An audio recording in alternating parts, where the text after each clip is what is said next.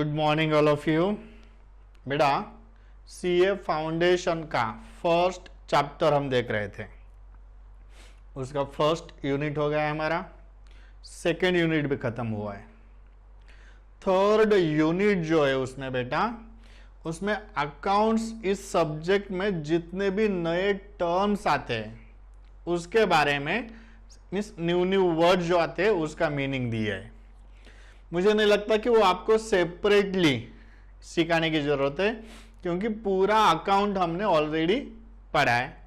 यानी उसमें से एसेट कैसे बोलते हैं, expenses, liability, income, capital, okay, debtors, trade receivable, trade payable, ऐसे पूरे टर्म्स वहां दिए उन्होंने, वर्ड्स दिए। ओके, तो वो मैं आपको पढ़ाऊंगा नहीं बेटा, क्योंकि उसके ऊपर क्वेश्चन भी आने के चांसेस मुझे नहीं लगते कि कुछ है। ओके, लेकिन इंस्टीट्यूट का कुछ भी नहीं कह सकते बेटा, आप एक बार उसे पढ़ लीजिए। अगर कोई डाउट है किसी टर्म में तो मुझे क्यूरी पूछिए बेटा, मैं आपको एक्सप्लेन कर दूंगा। मुझे नहीं लगता कि उसके ऊपर कुछ डाउट्स होंगे आपको, या उसके ऊपर क्वेश्चन भी आने के बहुत कम चांसेस हैं। ठीक है, तो आज हम बेटा यूनिट नंबर 4 पढ़ने वाले हैं। Chapter number 1 unit number 4, capital and revenue, receipts and expenditure. Account के एंगल से एक इंपॉर्टेंट यूनिट है बेटा। ओके, इसके ऊपर डेफिनेटली हर एग्जाम में मिनिमम एक तो क्वेश्चन आता है, हर एग्जाम में इसके ऊपर क्वेश्चन आते हैं बेटा। Capital and revenue, expenditure and receipts. Okay बेटा, पहले हम एक्सपेंसेस के बारे में देखेंगे, कैपिटल एंड रेवेन्यू एक्सपेंसेस। तो सबसे पहले आपके माइंड में एक डाउट आना चाहिए कि सर एक्सपेंडिचर इज एक्सपेंडिचर, वो कैपिटल एक्सपेंडिचर हो या रेवेन्यू हो, फर्क क्या पड़ता है? खर्चा ही है हमारा। लेकिन अकाउंट में उससे बहुत फर्क पड़ता है बेटा, 6 महीने का फर्क पड़ता है। फाउंडेशन का आइटम 6 महीने बाद भी आप क्लियर हो सकते हो, वो छोड़ दिए जो का पार्ट है। लेकिन अकाउंटिंग ट्रीटमेंट में बेटा कैपिटल एंड रेवेन्यू एक्सपेंडिचर की ट्रीटमेंट अलग होती है। आपने 11th-12th में फाइनल अकाउंट बनाया बेटा। Okay, all revenue items,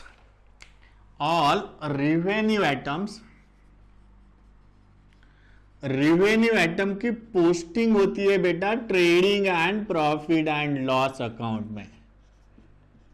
trading and profit and loss account याद रखो, यानी इनकम स्टेटमेंट में जाते हैं ऑल रेवेन्यू आइटम।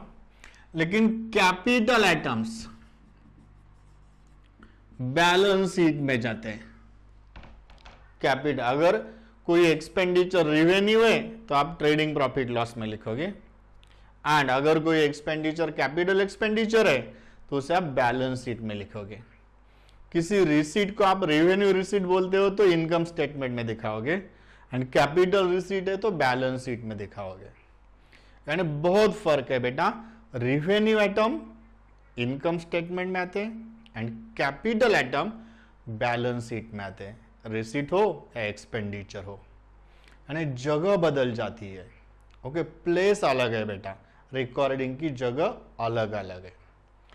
अब तो इसलिए आपको आइडेंटिफाई तो करना कंपलसरी है, आइडेंटिफाई करना कंपलसरी है कि आपको कैपिटल किसे बोलते हो, रेवेन्यू किसे बोलते हैं, ये आइडेंटिफाई करना अगर आपको जमता है आप कर सकते हो तो अकाउंटिंग में रिकॉर्डिंग 100% करेक्ट आएगी। अगर आइडेंटिफिकेशन नहीं जमता तो उसे एरर्स ऑफ प्रिंसिपल बोलते हैं। आगे हम टाइप्स ऑफ एरर्स में देखने वाले हैं। ठीक है, तो बेटा सबसे पहले हम एक्सपेंडिचर देखेंगे कि कौन से एक्सपेंसेस को कैपिटल एक्सपेंडिचर बोलते हैं एंड कौन से एक्सपेंसेस को रेवेन्यू एक्सपेंसेस बोलते हैं। कौन से एक्सपेंसेस कैपिटल एक्सपेंडिचर होते हैं एंड कौन से एक्सपेंसेस रेवेन्यू होते हैं।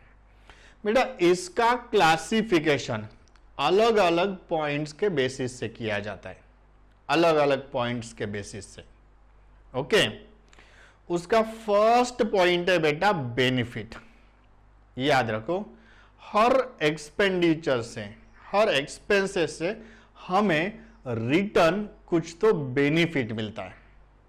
हर एक्सपेंसेस से हमें कुछ तो फायदा होता है बेटा, उसके से हम खर्चा नहीं करते। सिंपल सा एग्जांपल बोलता हूं बेटा, आप सैलरी पेड करते हो, किसी को आप सैलरी देते हो, उसके पीछे आपको बेनिफिट क्या मिलता है? तो उसके पीछे बेनिफिट है कि उस पर्सन, वो पर्सन जो भी जिसको सैलरी देते हो, ये एम्प्लॉई आपका काम करता है बेटा, आपके घर का तो नहीं हो, बाहर का एक आदमी, ओके, आपका काम कर रहा है, ये आपका बेनिफिट हो गया। किससे बेनिफिट मिला है आपको? सैलरी पेड करने से। रेंट पेड करते हो आप, तो रेंट अगर पेड करते हो तो उससे आपको बेनिफिट क्या मिलता है, फायदा क्या होता है आपका? तो दूसरे की जगह आप यूज कर सकते हो, दूसरों की जगह आप यूज कर सकते हो। आपकी खुद की जगह नहीं है तो अदर्स जो भी एरिया है बेटा, लैंड है, शॉप है, आप यूज कर सकते हो रेंट पेड करने के बाद, यानी रेंट से आपको बेनिफिट मिला। आया समझ में? एडवर्टाइजमेंट करते हो आप, बेनिफिट क्या होता है? एडवर्टाइजमेंट करते हो आप, उससे आपको बेनिफिट क्या मिलता है? तो आपके सेल्स इंक्रीज हो जाते हैं, आपके सेल्स इंक्रीज हो जाएंगे बेटा, ये बेनिफिट हुआ एडवर्टाइजमेंट से। इंटरेस्ट पे करते हो बैंक को, उसके पीछे बेनिफिट क्या है?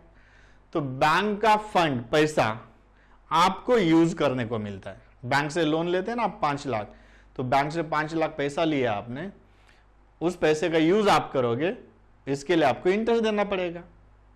यानी हर एक्सपेंडिचर से आपको कुछ तो बेनिफिट मिलता है, करेक्ट? तो बेटा उस बेनिफिट, जो भी मिलने वाला बेनिफिट है, वो कितने पीरियड के लिए मिलता है? बेनिफिट कितने पीरियड के लिए मिलता है, उससे आप उसे कैपिटल एंड रेवेन्यू क्लासिफाई करोगे। ओके, फर्स्ट पॉइंट है बेनिफिट बेटा। बेनिफिट, अगर मिलने वाला बेनिफिट शॉर्ट पीरियड के लिए मिलता है, शॉर्ट पीरियड, मिलने वाला बेनिफिट अगर शॉर्ट पीरियड के लिए मिलता है तो उसे बोलते हैं रिवेन्यू एक्सपेंडिचर, तो उसे बोलेंगे आप रिवेन्यू। अगर मिलने वाला बेनिफिट शॉर्ट पीरियड के लिए मिलता है तो उसे आप बोलोगे revenue expenditure. And long period के लिए अगर बेनिफिट मिलता है तो उसे आप बोलोगे कैपिटल एक्सपेंडिचर। ओके, अगर बेनिफिट शॉर्ट पीरियड के लिए मिलता है, शॉर्ट पीरियड यानी कितना पीरियड बेटा? उस फाइनेंशियल ईयर तक। अगर आपने 2020 में खर्चा किया तो उससे मिलने वाला बेनिफिट ओनली 2020 के लिए मिलेगा, ओनली 2020 के लिए ही मिलेगा, तो उसे आप बोलोगे रिवेन्यू एक्सपेंडिचर। उसी फाइनेंशियल ईयर के लिए अगर फायदा मिलता है तो रिवेन्यू। एंड खर्चा करोगे 2020 में, लेकिन मिलने वाला बेनिफिट अगले 5, 10, 20, 50 सालों के लिए मिलता है, तो उसे बोलते हैं कैपिटल एक्सपेंडिचर। ओके, ओनली उस ईयर तक बेनिफिट सीमित है, रिवेन्यू। खर्चा आज करो, बेनिफिट लॉन्ग पीरियड के लिए, कैपिटल एक्सपेंडिचर। समझ में आ रहा है? ओके, यानी आप खर्चा जिस पीरियड में कर रहे हो उसी ईयर तक बेनिफिट सीमित है, तो उसे आप बोलोगे रिवेन्यू एक्सपेंडिचर। एंड खर्चा आज करो, बेनिफिट नेक्स्ट 5, 10, 20 लॉन्ग पीरियड के लिए मिल रहा है, तो उसे बोलते हैं capital expenditure. Okay sir, example बोलिए। बोल देता हूं बेटा। अब रेंट पेड करते हो, आपने दिसंबर महीने का रेंट दिया, रेंट से मिलने वाला बेनिफिट जगह यूज करने को मिलती है। कितने पीरियड के लिए मिलेगी बेटा? उसी पीरियड के लिए। साल भर का रेंट दिया, साल भर के लिए बेनिफिट बेटा, यानी उसी ईयर तक बेनिफिट सीमित है, उसी सेम पीरियड के लिए, तो रेंट हो गया रिवेन्यू एक्सपेंडिचर। सैलरी देते हो आप, 1 महीने की सैलरी दो, 1 महीना आदमी काम करेगा, बेनिफिट शॉर्ट पीरियड के लिए, रिवेन्यू एक्सपेंडिचर। ओके, बेटा कैपिटल एक्सपेंडिचर बोल देता हूं। समझो आपने 2020 में एक बिल्डिंग कंस्ट्रक्ट की बिजनेस के लिए। अब देखो आप रेंटेड शॉप में आप बिजनेस चलाते थे, पहले खुद की जगह ली और वहां आपने बिल्डिंग कंस्ट्रक्ट की। 2020 में आपने बिल्डिंग कंस्ट्रक्ट करने के लिए 20 लाख खर्चा किया, 20 लाख। अब मुझे बताओ खर्चा हुआ 2020 में, अब बिल्डिंग कंस्ट्रक्ट की, इसका मतलब आप खुद बिजनेस उस बिल्डिंग में चला सकते, आपको रेंट देने की जरूरत नहीं है। ओके, अब उस बिल्डिंग से हमें बेनिफिट कितने सालों तक मिलेगा? नेक्स्ट 50 ईयर्स तक, 40 ईयर्स, 100 ईयर्स। ओके, याद रखो खर्चा किया 2020 में, बेनिफिट अगले 50 साल लेने वाले। खर्चा 20 में, बेनिफिट नेक्स्ट 50 ईयर्स, तो इसे हम बोलेंगे कंस्ट्रक्शन ऑफ बिल्डिंग को capital expenditure. Acquisition of all fixed assets are capital expenditure. अगर आप कोई फिक्स्ड एसेट एक्वायर करते हो, परचेस करते हो, तो आपका कैपिटल एक्सपेंडिचर होता है बेटा। आया समझ में? क्योंकि फिक्स्ड एसेट की लाइफ लॉन्ग होती है, बेनिफिट आपको बहुत। मशीनरी परचेस की आपने, अब मशीनरी तो अगले 5, 10, 15 सालों तक चलेगी, तो हो गया आपका कैपिटल एक्सपेंडिचर। आया समझ में बेटा? तो बेनिफिट शॉर्ट पीरियड के लिए मिलता है, रिवेन्यू एक्सपेंडिचर। शॉर्ट पीरियड यानी उसी फाइनेंशियल ईयर तक मिलता है, रिवेन्यू एक्सपेंडिचर। खर्चा अब करो, बेनिफिट लॉन्ग पीरियड के लिए मिलेगा, कैपिटल एक्सपेंडिचर। ये हो गया फर्स्ट पॉइंट। ओके, देन बेटा नेचर ऑफ एक्सपेंडिचर देखा जाता है या लॉसेस। नॉर्मली एक्सपेंसेस से बेनिफिट मिलता है, लॉसेस से हमें कुछ बेनिफिट नहीं मिलता। तो लॉसेस भी रिवेन्यू एंड कैपिटल होते हैं, वहां तो आप बेनिफिट नहीं देख सकते बेटा। ओके, तो वहां नेचर देखा जाता है, nature of expenditure. Okay, nature अगर रिकरिंग नेचर है तो उसे बोलते हैं revenue expenditure. And non recurring nature है,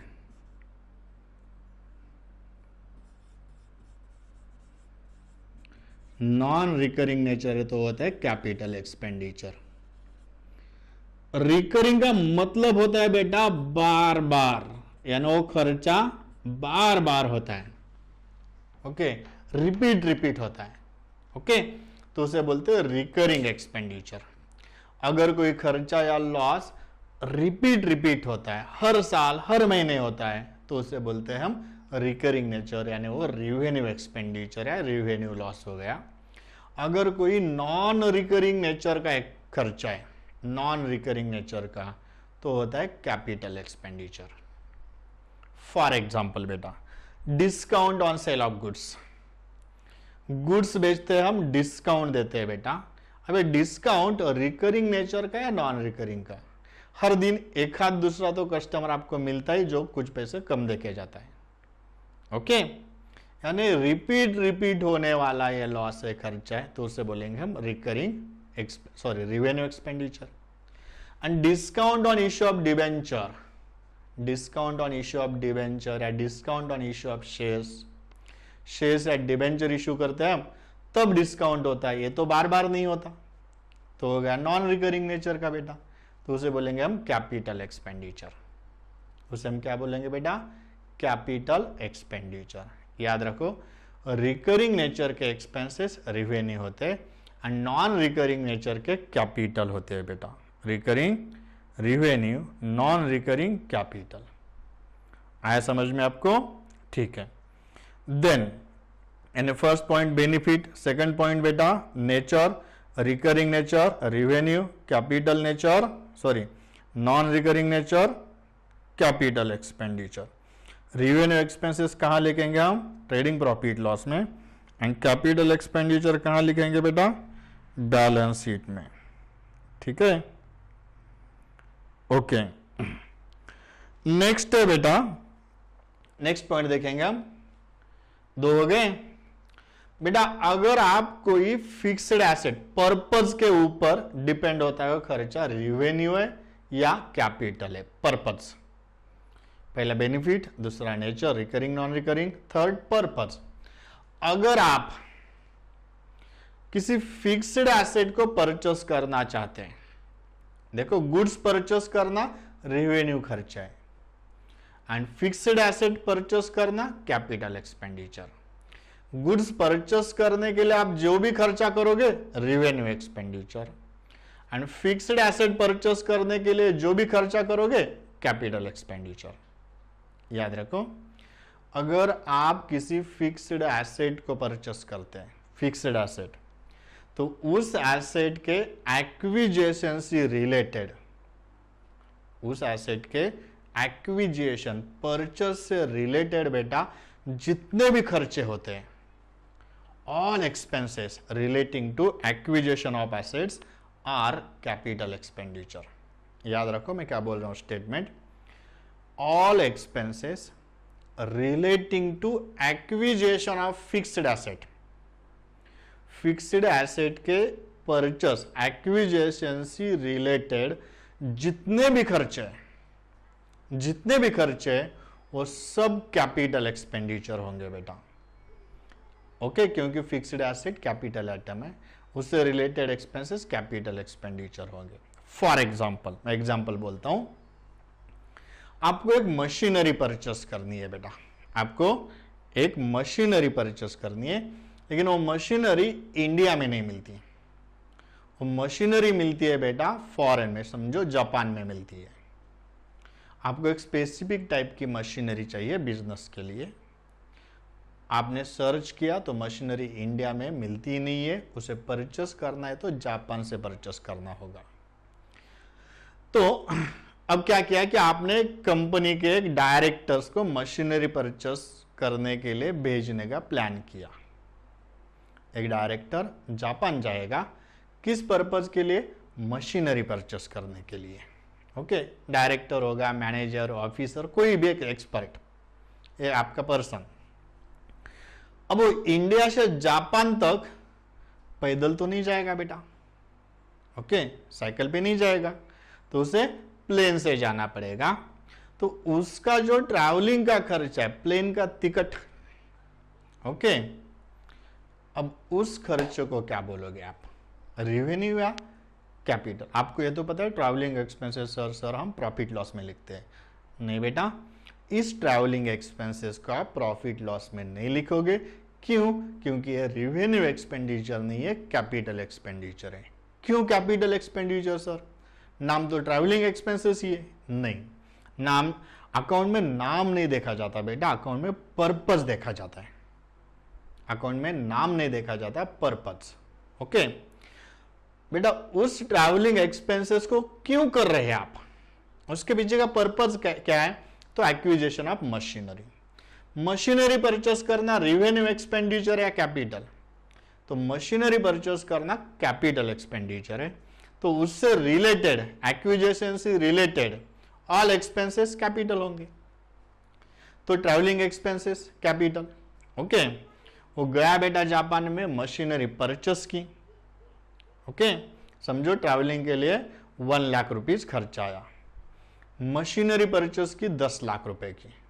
बेटा फिक्स्ड एसेट्स परचेस करते हो आप, एक्वायर करते हो, उससे रिलेटेड, एक्विजिशन से related all expenses capital expenditure होते हैं, एंड उस ऑल एक्सपेंसेस को आप मशीनरी के कॉस्ट में ऐड करोगे, यानी डेबिटेड टू मशीनरी अकाउंट।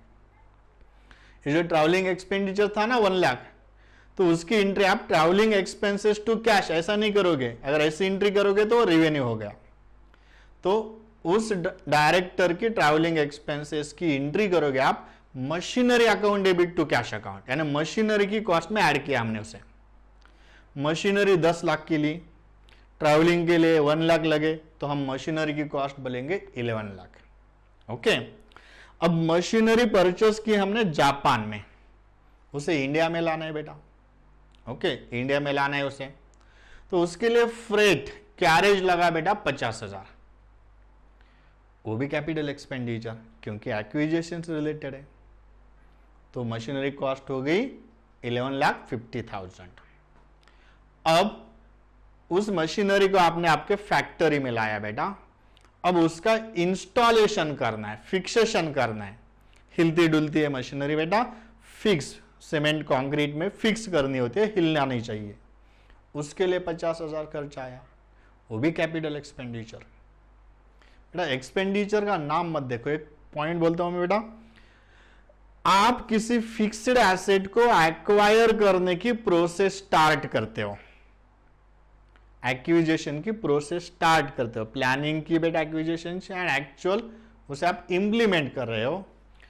वहां से उस एसेट के ऊपर जितने भी खर्चे होंगे, जितने भी, नाम कुछ भी आने दो, वो ऑल कैपिटल एक्सपेंडिचर होंगे।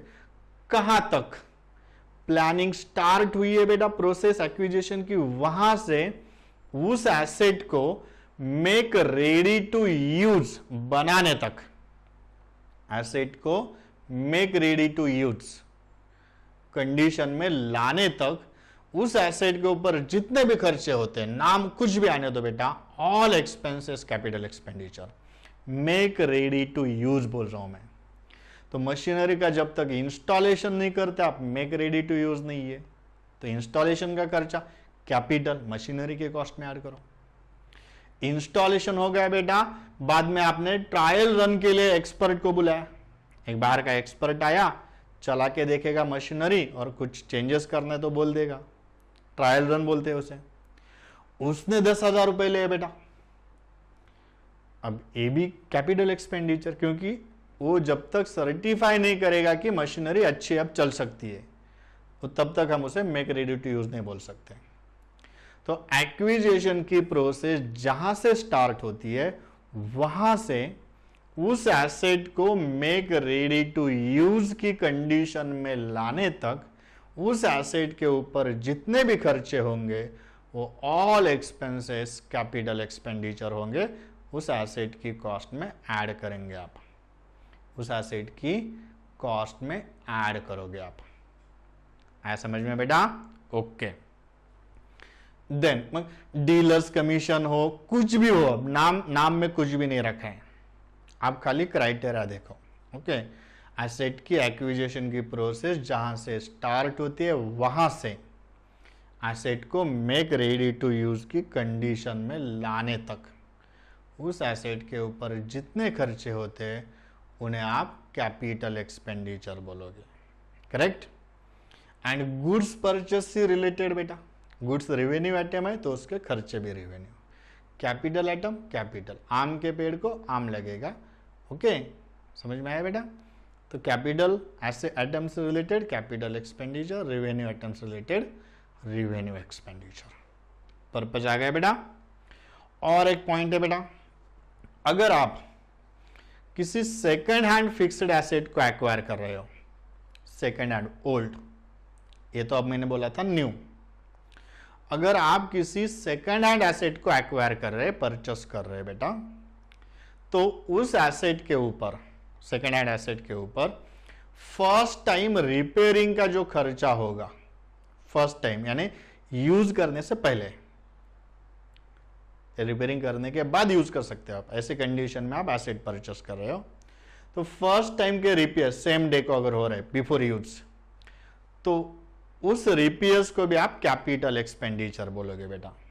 हमारे जो नॉर्मल रिपेयर्स होते हैं वो revenue expenditure, repairs of machinery profit loss में लिखते हैं हम, रेवेन्यू एक्सपेंडिचर है, repairs of machinery revenue expenditure है। लेकिन अगर repairs of first time repairs of second hand machinery purchase, second hand machinery purchase की है, फर्स्ट टाइम उसके ऊपर खर्चा किया है, तो आप उसे बोलोगे रिवेन्यू या कैपिटल एक्सपेंडिचर, कैपिटल एक्सपेंडिचर। ऐसा क्यों सर? सिंपल सी बात है बेटा, एक एग्जांपल बोलता हूं, आप बोलोगे उसे। समझो आपको एक हैंडसेट परचेस करना है, मोबाइल हैंडसेट। ओके, आपके एक फ्रेंड का हैंडसेट है, आईफोन है बेटा। ओके, और वो जो चलता नहीं है, बिगड़ गया है, चलता नहीं है बेटा, उसे रिपेयरिंग करना है। ओके, स्क्रीन नहीं आ रही है, जो भी है, कुछ तो प्रॉब्लम है, तो उस हैंडसेट को आपने परचेस किया 10,000 रुपए में। जब आप परचेस कर रहे थे तभी आपको पता है कि हैंडसेट को सबसे पहले रिपेयरिंग वाले के पास देना होगा, तभी हम उसे यूज कर सकते हैं। कंडीशन आपको परचेस करते समय ही पता है। ओके, देन आपने 10,000 में परचेस किया, उस हैंडसेट को लेके आप डायरेक्ट मोबाइल रिपेयरिंग वाले के पास गए। उसने देखा उसे और बोला 5,000 खर्चा आएगा। आपने बोला यस करो ठीक। उसने ठीक किया, आपने उसे 5,000 रुपए दिए। अब हैंडसेट चल रहा है बेटा, हैंडसेट लेके आप घर गए। घर में एंट्री करने के बाद आपके हाथ में मोबाइल हैंडसेट है। पापा ने पूछा अरे नया हैंडसेट लिया दिखता है, ओके कितने को मिला? अब बेटा सोच के जवाब दो। आप उसकी प्राइस, आप पापा को झूठ नहीं बोलते हैं, फर्स्ट एजम्पशन है मेरा, खुद भी एज्यूम करो। आप प्राइस क्या बोलोगे उसकी, कितने को मिला? उन्होंने सीधा क्वेश्चन पूछा है, हैंडसेट नया हैंडसेट लिया है आपने, कितने को मिला?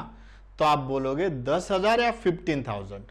15,000। यानी आपने क्या किया, उस सेकेंड हैंड एसेट में जो फर्स्ट टाइम रिपेयरिंग का खर्चा किया है उसकी कॉस्ट में ऐड किया।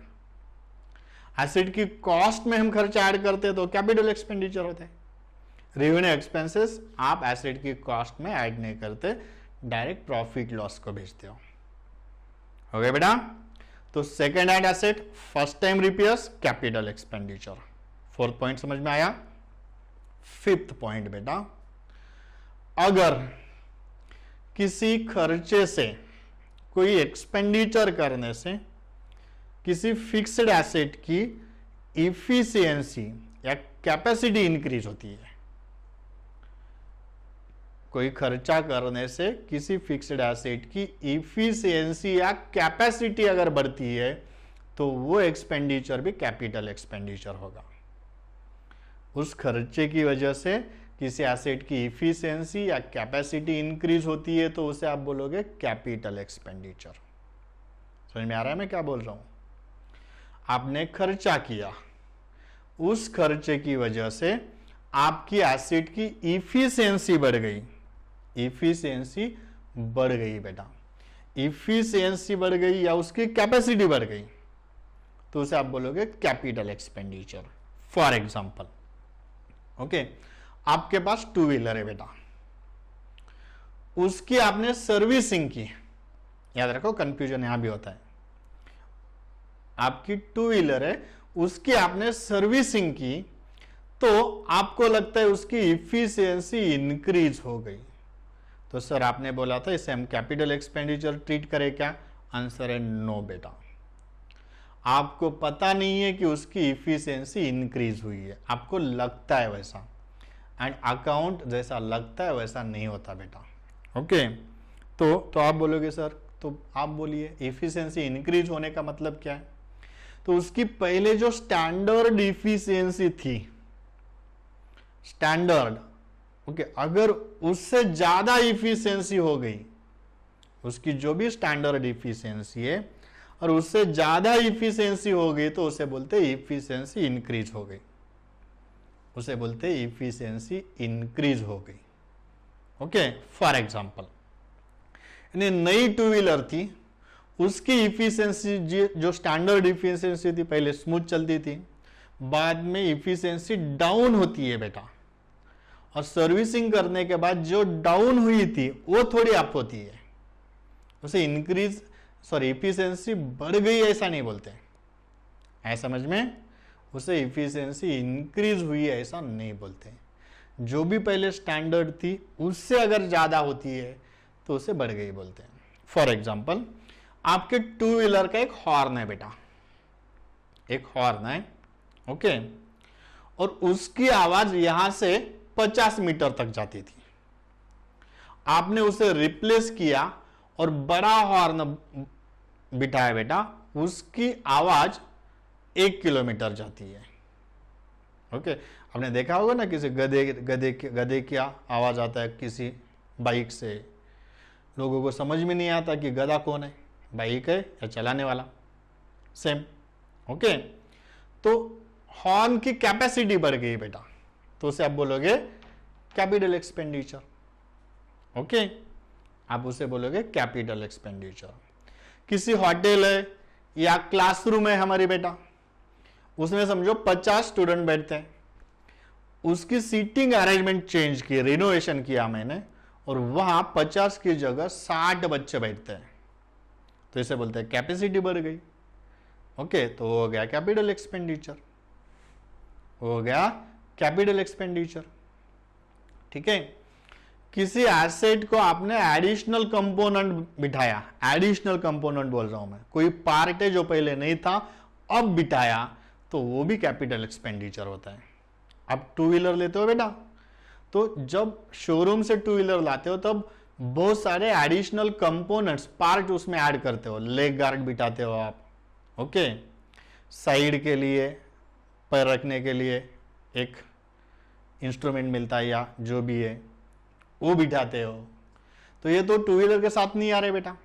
एडिशनल अगर आप कोई कंपोनेंट उसको बिठा रहे हो तो उसे बोलते हैं कैपिटल एक्सपेंडिचर। है समझ में? तो अब तक हमने देखा रेवेन्यू एंड कैपिटल एक्सपेंडिचर को क्लासिफाई कैसे करते हैं। फर्स्ट पॉइंट कौन सा था बेटा? First point benefit, short period के लिए बेनिफिट मिला रेवेन्यू एक्सपेंडिचर, लॉन्ग पीरियड के लिए बेनिफिट मिला कैपिटल एक्सपेंडिचर, नेचर रिकरिंग बार बार खर्चा होता है रेवेन्यू, नॉन रिकरिंग 4, 5, 10 सालों में एक बार खर्चा होता है कैपिटल, फिक्स्ड एसेट के परचेस से रिलेटेड बेटा ऑल एक्सपेंसेस, प्रोसेस जब स्टार्ट होते हैं वहां से asset make ready to use तक के पूरे खर्चे capital expenditure. Second hand asset purchase किया आपने तो उसके ऊपर फर्स्ट टाइम जो रिपेयर्स करते हो बिफोर यूज, वो भी कैपिटल एक्सपेंडिचर होंगे। एंड किसी एसेट में एडिशनल कंपोनेंट बिठाया, एक याद रखो जो खराब हुआ पार्ट है उसे रिप्लेस किया आपने, रेवेन्यू एक्सपेंडिचर।